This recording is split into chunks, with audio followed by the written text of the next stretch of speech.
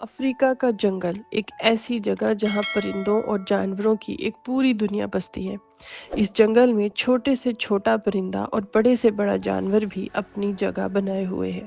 یہاں ہر روز کوئی نہ کوئی کسی نہ کسی کی جان لے کر اپنے کھانے کا انتظام کرتا ہے اور اپنا اور اپنے خاندان کا پیٹ بھرتا ہے۔ ہر دن کسی جانور کو شکار کر کے اپنے خاندان سے الگ کر دیا جاتا ہے۔ یہاں ہر روز زندگی کی جنگ جاری رہتی ہے۔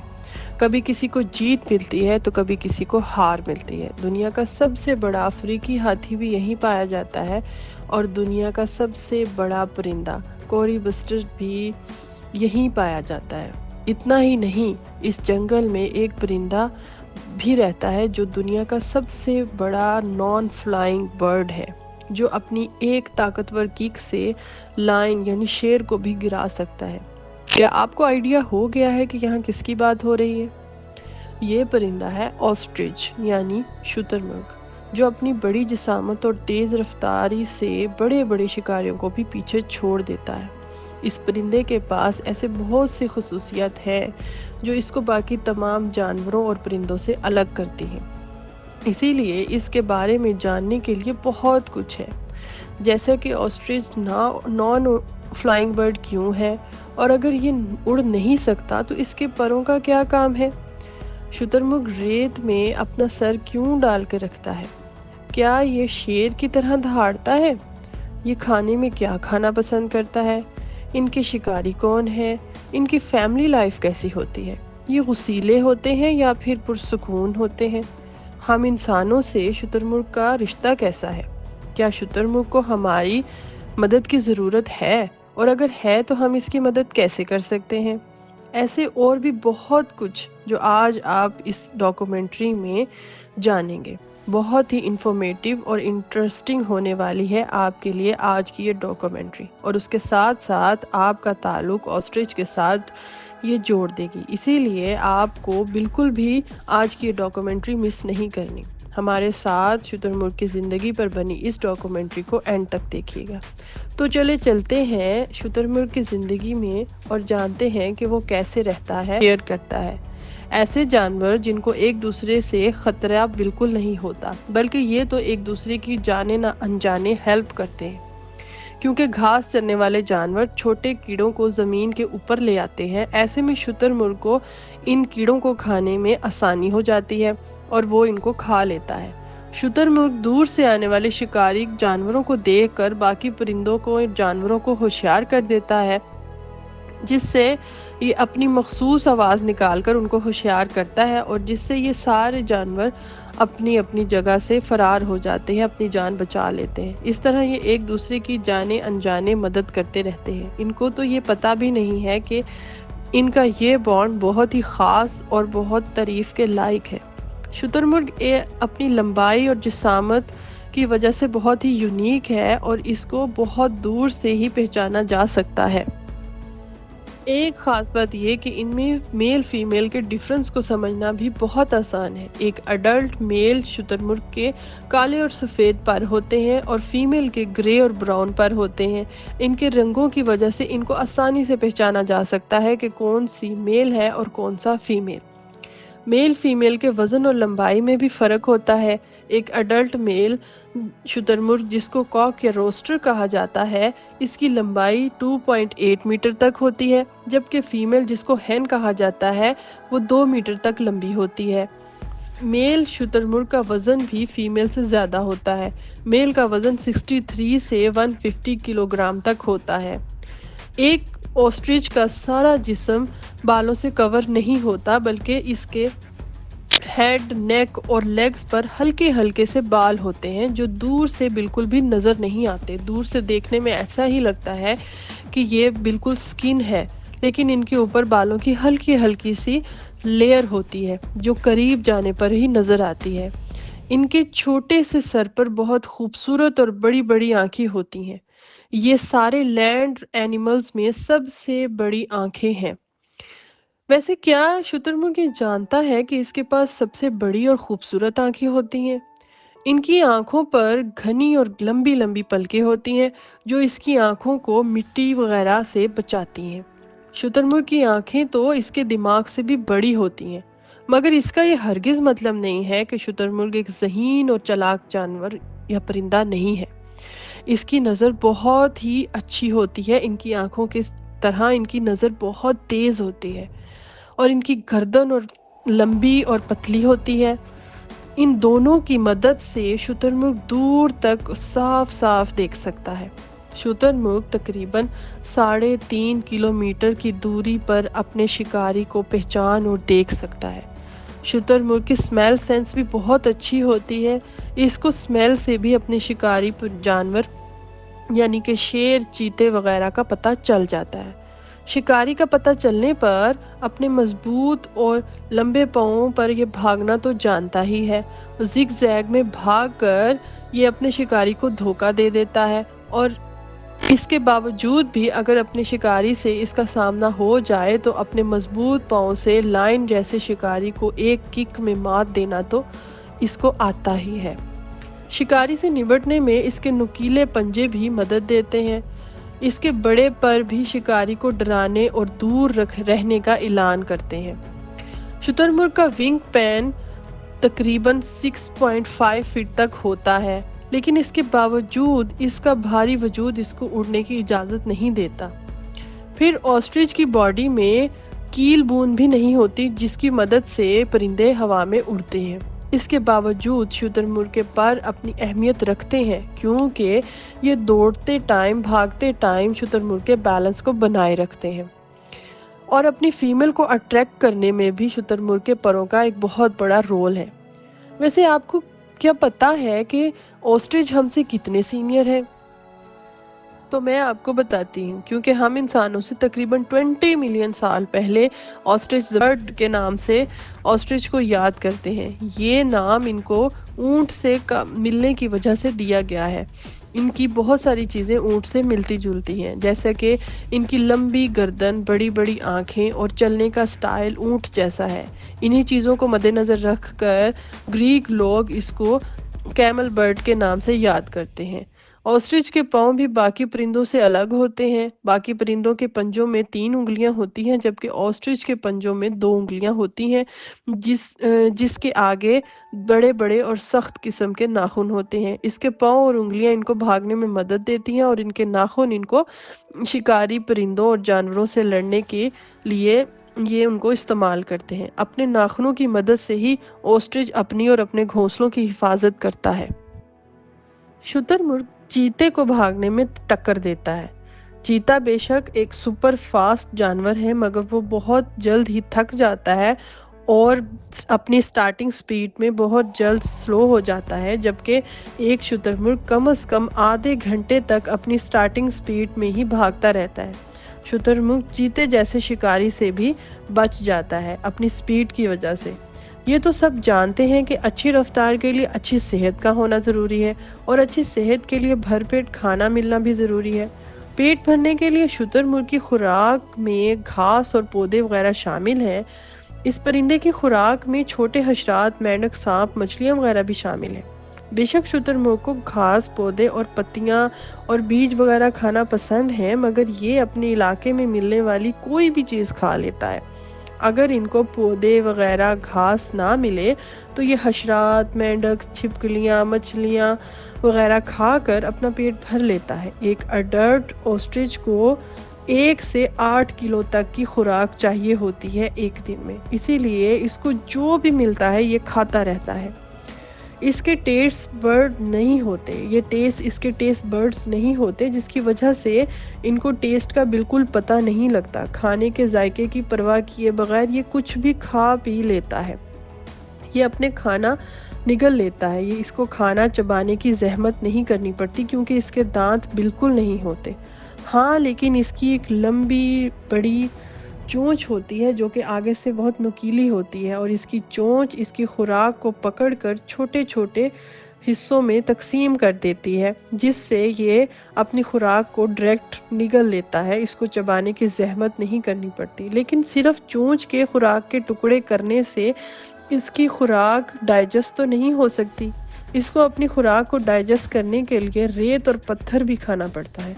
हाँ जी, آسٹرچ ریت اور پتھر کھاتا ہے اپنی خوراک کو ڈائجسٹ کرنے کے لیے، تاکہ اس کے معدے میں جا کر خوراک کا سخت حصہ ریت اور پتھروں کے ساتھ مل جائے اور اس کی خوراک ڈائجسٹ ہو جائے۔ اس یونیک برڈ کے پاس ایک سے زیادہ سٹمک ہوتے ہیں اور بہت لمبی انٹسٹائن ہوتی ہے جو اس کی ہر سخت خوراک کو ڈائجسٹ کر دیتی ہے۔ اس کا پہلا سٹمک گال بلیڈر کی طرح کام کرتا ہے اور دوسرا کھانے کو ڈائجسٹ کرنے کا کام کرتا ہے۔ اس کی خوراک کو ڈائجسٹ ہونے میں 36 آور لگتے ہیں۔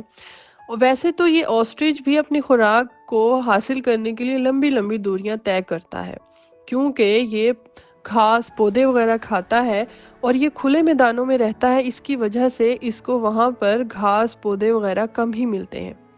تو یہ اپنے یورین اور سٹول کے معاملے میں باقی پرندوں سے ڈیفرنٹ ہوتے ہیں، کیونکہ باقی پرندے اپنا سٹول اور یورین ایک ساتھ ہی پاس کرتے ہیں، مگر آسٹرچ سٹول اور یورین الگ الگ پاس کرتا ہے۔ آسٹرچ ہمیشہ گروپ کی صورت میں رہتا ہے۔ ان کے گروپ میں 10 یا 100 سے زیادہ آسٹرچ ہوتے ہیں، لیکن اگر یہ چھوٹے گروپ میں رہے تو ایک گروپ میں 10 یا 12 آسٹرچ ہوتے ہیں۔ اس چھوٹے گروپ میں ایک میل اور باقی فیمیل ہوتی ہیں، اور اپنے گروپ میں زیادہ سے زیادہ فیمیل رکھنے کے لیے یہ پرسکون رہنے والا پرندہ اکثر دوسرے اڈلٹ آسٹرچ سے لڑتا نظر آتا ہے۔ آسٹرچ کے گروپ میں ایک اڈلٹ میل اور فیمیل کپل ہوتا ہے جن کو الفا کپل کہا جاتا ہے۔ یہ پورے گروپ کے لیڈر ہوتے ہیں، مگر زیادہ تر رائٹ فیمیل کے پاس ہوتے ہیں جو اس تمام علاقے اور اپنی فیمیل کے پاس کسی اور آسٹرچ اور جانور کو نہیں آنے دیتے، اسی لیے اس دوران یہ بہت زیادہ غصیلا ہو جاتا ہے۔ اسی سیزن میں یہ بہت مختلف آوازیں نکالتا ہے جو باقی آسٹرچ اور جانوروں کو خبردار کرنے کے لیے ہوتی ہیں اور اپنی فیمیل کو اٹریکٹ کرنے کے لیے بھی ہوتی ہیں۔ میٹنگ کے بعد انڈے دینے کے لیے جگہ کی سلیکشن بھی الفا فیمیل کرتی ہے اور اپنا انڈا بھی دینے کے لیے گھونسلہ بھی الفا فیمیل ہی بناتی ہے۔ ان میں حیران کن بات یہ ہے کہ تمام گروپ کی فیمیل ایک ہی گھونسلے میں انڈا دیتی ہیں۔ ان کا گھونسلہ نرم مٹی سے بنائے ہوئے گھڑا ہوتا ہے۔ آسٹرچ اپنے پنجوں سے گہرے گڑھے کو تیار کرتی ہیں۔ الفا فیمیل ہی کے پاس رائٹ ہوتا ہے کہ یہ سب سے زیادہ انڈے دے سکتی ہے، اور اسی کے پاس رائٹ ہوتا ہے کہ یہ باقی تمام فیمیل کو اپنے گھونسلے میں انڈا دینے کی اجازت دے، یعنی کہ اسی الفا فیمیل کے گھونسلے میں ہی باقی تمام فیمیل ہی انڈا دے سکتی ہیں۔ پورا گروپ ایک گھونسلے میں انڈا دینے کے بعد گروپ کی الفا فیمیل ہی ان انڈوں کی دیکھ بھال کرتی ہے، اور حیران کن بات یہ ہے کہ الفا فیمیل ہی ان انڈوں پر بیٹھتی ہے۔ باقی گروپ کی تمام فیمیل انڈا دینے کے بعد گروپ کو چھوڑ سکتی ہیں اور گروپ سے جا سکتی ہیں۔ انڈا دینے کے بعد الفا کپل یعنی میل اور فیمیل دونوں مل کر ان انڈوں کی حفاظت کرتے ہیں اور ان انڈوں پر باری باری بیٹھتے ہیں۔ الفا میل اور فیمیل ہمیشہ ساتھ رہتے ہیں اور مل کر انڈوں کی حفاظت کرتے ہیں۔ ان میں ایک اور حیران کن بات یہ ہے کہ الفا فیمیل کے گھونسلے میں اس کے اپنے انڈے اس کے گھونسلے میں درمیان میں پڑے ہوتے ہیں، جبکہ باقی فیمیلز کے انڈے الگ اور باہر کی طرف ہوتے ہیں۔ الفا فیمیل میٹنگ سیزن میں 7 سے 10 انڈے دیتی ہے، اور وہاں باقی گروپ کی فیمیلز کو اس سے کم انڈے دینے کی اجازت ہوتی ہے۔ میٹنگ سیزن کے دوران فیمیل آسٹرچ ہر 2 دن بعد ایک انڈا دیتی ہے۔ کئی بار انڈوں کی تعداد 60 سے 100 تک ہو جاتی ہے، کیونکہ گروپ میں فیمیلز کی تعداد بھی زیادہ ہوتی ہے۔ اتنے سارے انڈوں پر ایک الفا فیمیل تو نہیں بیٹھ سکتی، کیونکہ آسٹرچ میں رول ہے کہ گروپ کی لیڈر یعنی کہ الفا فیمیل ہی انڈوں پر بیٹھ سکتی ہے۔ اسی لیے الفا فیمیل تو صرف ایک ٹائم میں 20 انڈوں پر بیٹھتی ہے، اسی لیے ایکسٹرا انڈوں کو ہمیشہ ضائع کر دیا جاتا ہے، ان کو باہر کی طرف پھینک دیا جاتا ہے۔ ایسے میں وہ انڈے شکاریوں کے ہاتھ لگ جاتے ہیں، اور کئی بار تو آسٹرچ ان کو خود ہی توڑ کر کھا جاتے ہیں۔ اپنی انڈوں کی حفاظت الفا کپل مل کر کرتا ہے، اور زیادہ تر فیمیل اپنے انڈوں کی حفاظت کرتی ہے، اسی لیے سارے انڈوں پر اپنے انڈوں کو پہچان کر ان کو درمیان میں رکھتی ہے اور ان پر بیٹھتی ہے۔ الفا فیمیل ان سارے انڈوں میں یعنی کہ 20 انڈوں میں سے اپنے انڈوں کو پہچان لیتی ہے اور اپنے انڈوں پر خاص توجہ دیتی ہے۔ ویسے تو وہ 20 انڈوں پر بیٹھتی ہے اور ان کا خیال رکھتی ہے، لیکن باقی انڈوں میں سے یعنی کہ باقی 20 انڈوں میں سے اپنے انڈوں پر خاص توجہ دیتی ہے اور ان کے اوپر خاص نظر ہوتی ہے اس کی۔ آسٹرچ کا ایک انڈا 150 سینٹی میٹر لمبا ہوتا ہے اور اس کا وزن تقریباً 1.5 کلو گرام تک ہوتا ہے۔ یہ تقریباً 24 مرغیوں کے انڈوں کے برابر ہوتا ہے، یعنی کہ ایک مرغی کے 24 انڈوں کے برابر آسٹرچ کا ایک انڈا ہوتا ہے، اسی لیے دنیا کا سب سے بڑا انڈا ہوتا ہے۔ ویسے تو آسٹرچ کا انڈا اس کے سائز سے بہت چھوٹا ہوتا ہے، لیکن یہ پھر بھی دنیا میں باقی تمام پرندوں سے بڑا انڈا ہوتا ہے۔ انڈوں سے بچے 42 سے 46 دنوں کے بعد نکلتے ہیں۔ اس دوران انڈوں کی دیکھ بھال میل فیمیل الفا مل کر کرتے ہیں۔ رات کے اندھیرے میں میل انڈوں پر بیٹھتا ہے، کیونکہ رات کے ٹائم میل آسٹرچ کے پر کالے ہوتے ہیں، جس کی وجہ سے شکاری ان کو دیکھ نہیں سکتے اور ان کو حفاظت سے اپنے انڈوں کو رکھنے میں کامیاب ہو جاتے ہیں۔ اس دوران الفا فیمیل ساری رات کھانا کھاتی ہے اور صبح اپنی جگہ واپس آ جاتی ہے۔ دن کی روشنی میں فیمیل آسٹرچ کے پر جو ہوتے ہیں وہ اس ماحول میں اس کو چھپا لیتے ہیں اور شکاریوں کی نظر سے بچا لیتے ہیں، جس کی وجہ سے یہ اپنے انڈوں کو حفاظت سے رکھنے میں کامیاب ہو جاتے ہیں۔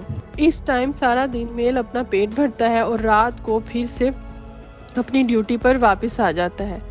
اپنے انڈوں کو گڑھے میں رکھتے ہوئے آسٹرچ اپنا سر ریت میں ڈالتا ہے اور اپنے انڈوں کی پوزیشن کو ٹھیک کرنے اور ان کو ہلانے جلانے کے دوران بھی اپنا سر ریت میں رکھتا ہے۔ اسی لیے دور سے دیکھنے میں ایسا ہی لگتا ہے کہ آسٹرچ اپنا سر ریت میں ڈالے کھڑا ہے، وہ تو بس اپنے انڈوں کو ٹھیک کرنے اور ان کی پوزیشن چینج کرنے کے لیے اپنا سر زمین میں رکھتا ہے۔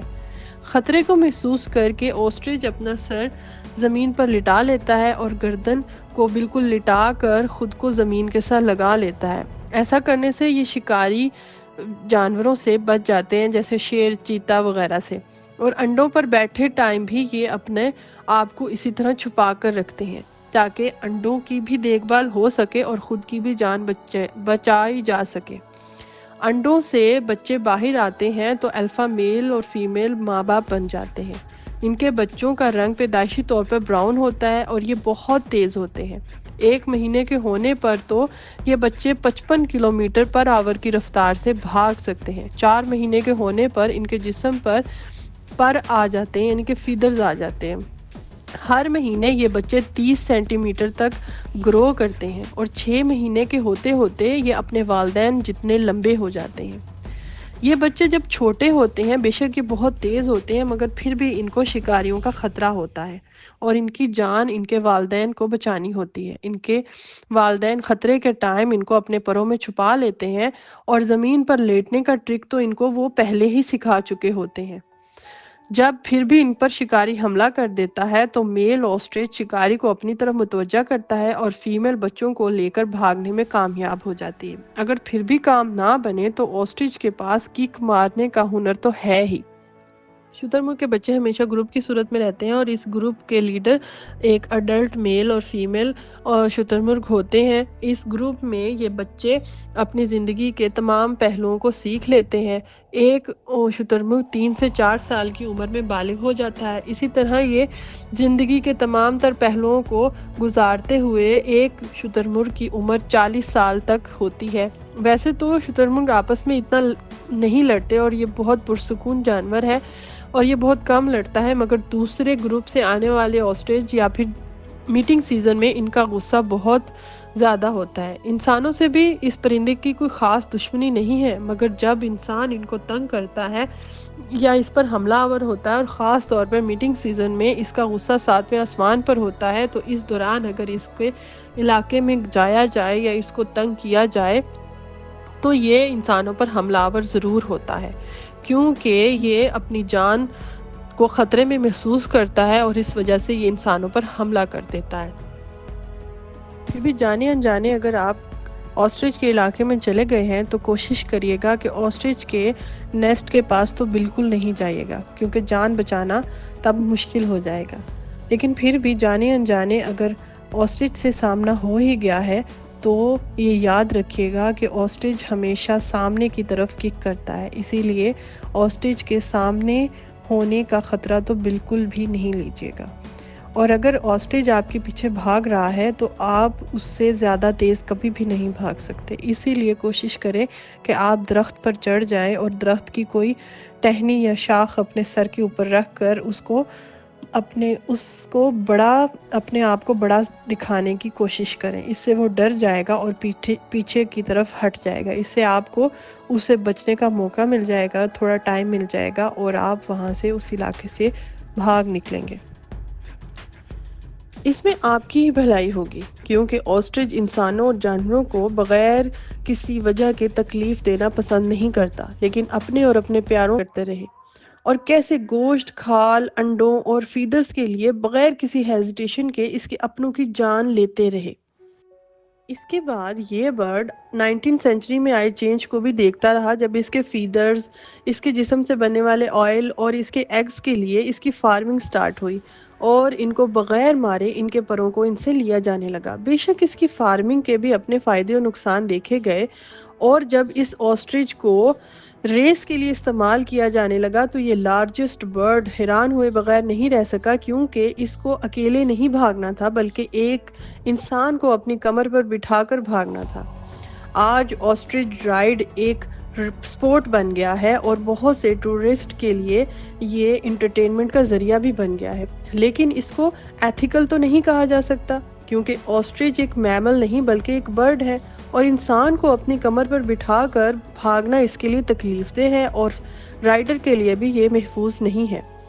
तो ऐसे में आपके अंदर का एक एनिमल लवर तो यही कहेगा कि ऑस्ट्रिच राइड को प्रमोट नहीं करना चाहिए, बल्कि इस खूबसूरत और हैरानकुन बर्ड को प्रमोट करना चाहिए।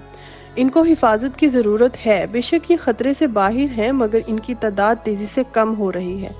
मौसम की तब्दीली, क्लाइमेट चेंज वगैरह, जंगलात की कमी और इसके शिकार से ये परिंदा बहुत ज़्यादा डर गया है। ये हिफाजत से रहना चाहता है क्योंकि इंसानों की ज़िंदगी में इसने कभी भी बग़ैर वजह के अमल दखल नहीं किया और बग़ैर वजह के इंसानों और जानवरों को कभी भी इसने तकलीफ़ नहीं दी। इसीलिए अब बारी हमारी है। इसीलिए हर साल 2 फरवरी को ऑस्ट्रिच डे मनाया जाता है, वर्ल्ड ऑस्ट्रिच डे मनाया जाता है ताकि इस खूबसूरत और हैरानकुन परिंदे को बचाया जा सके। आज की डॉक्यूमेंट्री ऑस्ट्रिच पर आपको कैसी लगी ज़रूर बताइएगा। उम्मीद करती हूँ आज की डॉक्यूमेंट्रीज में आपको ऑस्ट्रिच से रिलेटेड बहुत सारे क्वेश्चंस के आंसर मिल चुके होंगे। सो व्यूअर्स, आज हमने जिस जानवर के बारे में बात की, उम्मीद करती हूँ आपको पसंद आई होगी और आज की वीडियो आपके लिए इन्फॉर्मेटिव रही होगी। हमारे चैनल को सब्सक्राइब और फॉलो करें ताकि आने वाली वीडियोस आपको मिलती रहें। कमेंट सेक्शन में कमेंट करके बताइएगा कि आज की वीडियो आपको कैसी लगी।